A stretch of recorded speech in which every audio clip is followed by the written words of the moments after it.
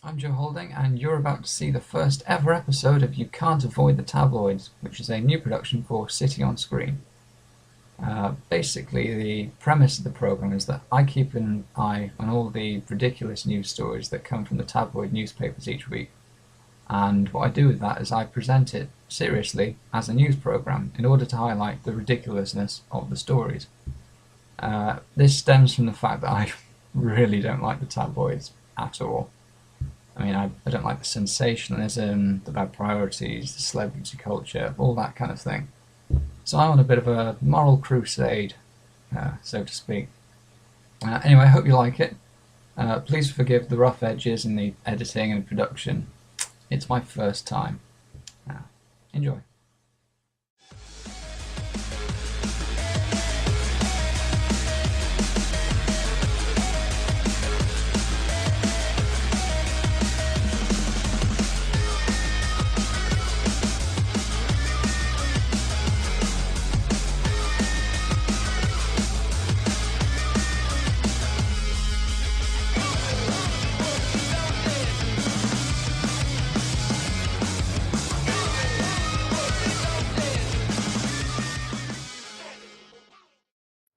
Hello, I'm Joe Holding and welcome to the first ever episode of You Can't Avoid the Tabloids.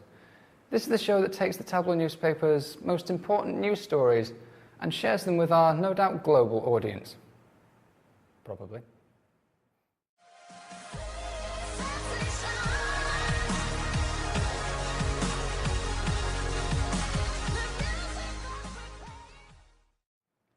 And we begin today's show with a story that has shocked literally a few people.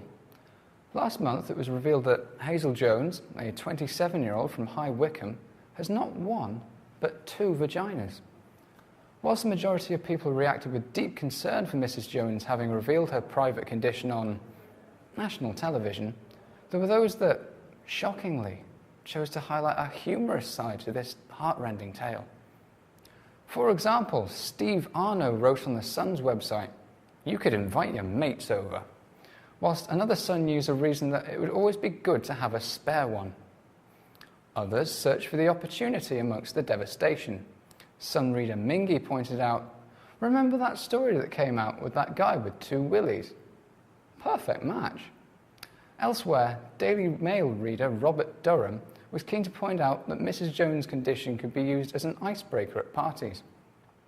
Bon appetit.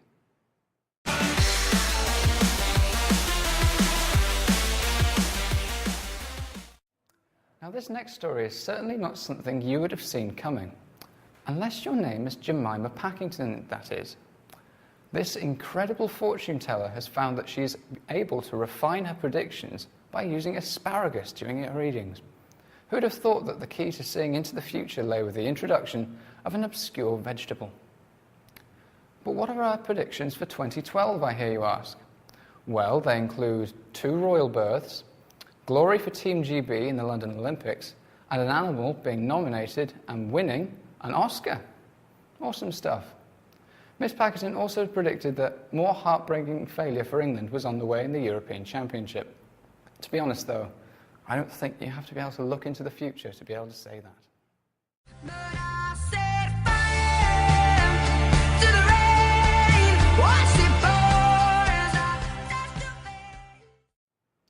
This next story has had many of you at home completely flummoxed. Yes, this is the mystery of Madonna's apparent obsession with wearing gloves in public. I know, right? Now, as you'd expect, there's been a lot of online speculation about Madonna's reasons for wearing such strange winter paraphernalia. Lucitex wrote, "Yuck, and the red lipstick and red gloves are not shades that complement each other. For somebody with so much money, she always looks like she got dressed in the dark." Mr. Halberstam wrote, "Maybe she does a lot of heavy lifting and always feels the need to be prepared." These are all good guesses, however, we think we found the real reason behind the pop star's curious trend.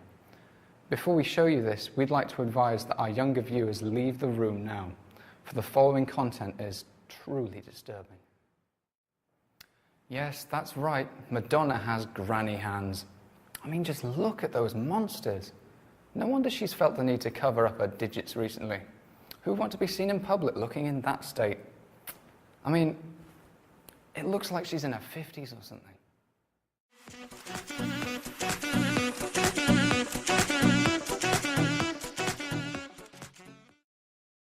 Right, I'm going to let you in on a little secret. It turns out gossiping is good for you.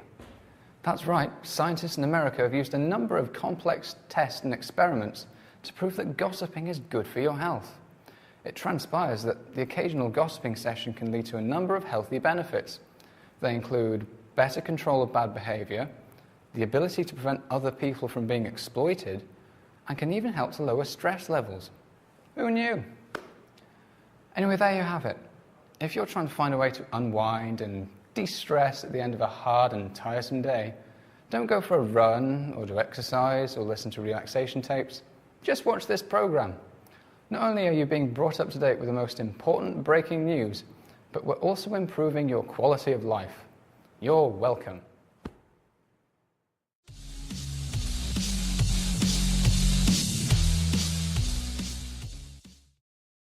Huh? Politics? What do we have to? Fine, here's a story that's rocked the world of politics to its core. After surgery to correct a deviated septum, Ed Miliband's nose has changed shape a little bit. As you can see from this close-up, this is what his nose looked like before surgery. Quite a nice, non-too-controversial slope going on there. And this is what it looked like after surgery. He's clearly developed quite a kink towards the tip of his hooter. Funnily enough, it would appear that, unlike the Labour Party, Mr. Miliband's nose has taken quite a wild swing to the right. Regardless, how can anyone vote for him now? Never mind his policies, or his ideals, or his intelligence, or his views, or his credentials, or his experience, or his leadership qualities. This man's face is moving in a way that can be described only as unnatural. Some people just take things too far. Don't stop, make it pop, DJ, blow my speakers up tonight. I'ma fight till we see the sun. Well, that's all we've got this week. If you found any stories that you'd like to see on the show, or you'd just like to share your thoughts on the programme, then check out the City OnScreen Twitter and Facebook pages. We'd really love to hear from you. Join me next time for another episode of You Can't Avoid the Tabloids. I've been Joe Holding. Bye for now.